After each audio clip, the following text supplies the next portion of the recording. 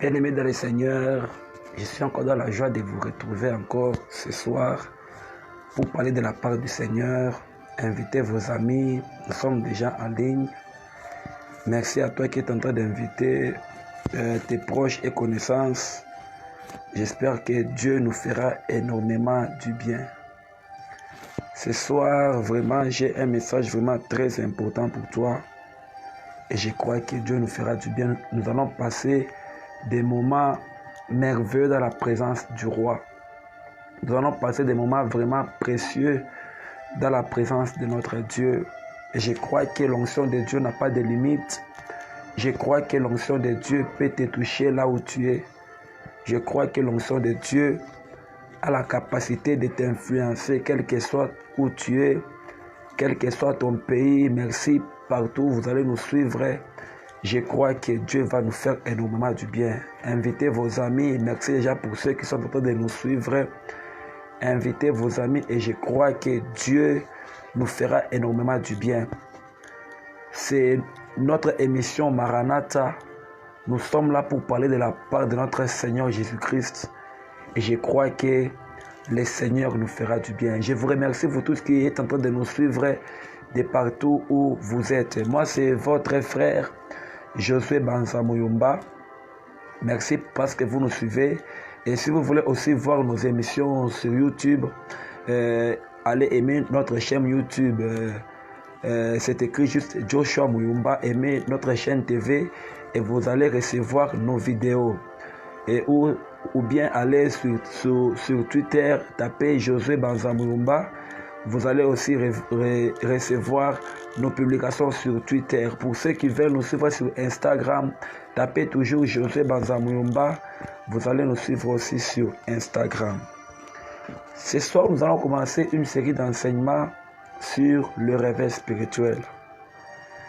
Nous allons commencer une série d'enseignements sur un sujet vraiment qui est capital pour l'église du temps de la fin. Nous allons parler du réveil spirituel. Sans plus tarder, nous sommes dans le livre de Joël, chapitre 2. Nous commençons à partir du verset 12. Joël, chapitre 2, à partir du verset 12. Si tu es avec moi, prends la Bible et nous allons lire ensemble. Écoutez ce que la Bible dit. Maintenant encore, dit l'Éternel, revenez à moi de tout votre cœur, avec des jeûnes, avec des pleurs et des lamentations. Déchirez vos cœurs et non vos vêtements. Je répète, déchirez vos cœurs et non vos vêtements. Et revenez à l'Éternel votre Dieu, car il est compatissant et miséricordieux. Et nous sortons, nous allons au verset 28. La Bible dit, après cela, je répandrai mon esprit sur toute chair. Vos fils et vos filles prophétiseront, vos vieillards auront des songes et vos jeunes gens des visions. Nous sommes dans Actes des Apôtres. Actes des Apôtres, chapitre 1, le 8e verset. Actes des Apôtres, chapitre 1, verset 8.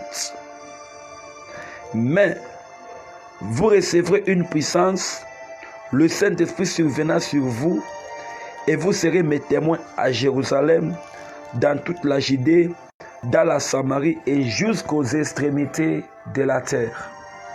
Je vous ai dit que ce soir, nous allons commencer une série d'enseignements sur le réveil spirituel.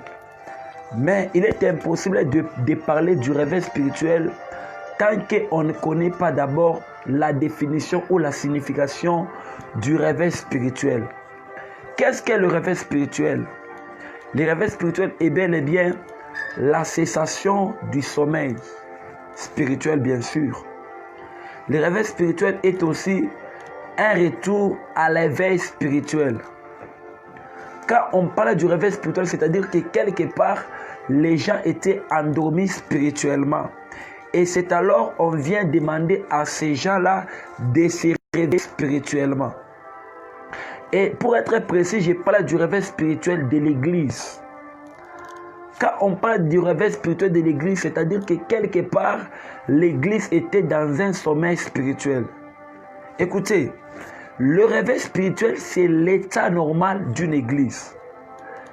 Une vraie église est toujours réveillée. L'église qui est conduite par le Saint-Esprit, l'église où Jésus-Christ est le centre, est une église qui est toujours réveillée. Alors quand on vient parler du réveil spirituel, c'est-à-dire que l'église a quitté son état normal pour aller dans son état anormal. Autrement dit, le réveil spirituel, c'est l'état normal d'une église. Le réveil spirituel, c'est l'état normal d'une église. Une église qui est normale est toujours réveillée. Alléluia. Alors, parlant du réveil spirituel, on voit les retours à l'éveil spirituel. On voit la cessation du sommeil spirituel. Alors, du point de vue chrétien ou du point de vue ecclésiastique, quand on parle du réveil spirituel, on voit Christ être au centre d'une église. Quand on parle d'une église réveillée, c'est une église où Jésus-Christ est au centre de l'église.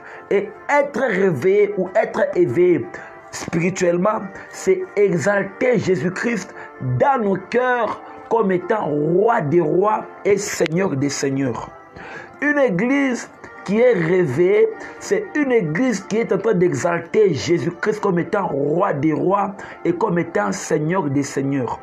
Une église qui est éveillée, c'est une église qui focalise toutes les activités sur Jésus-Christ.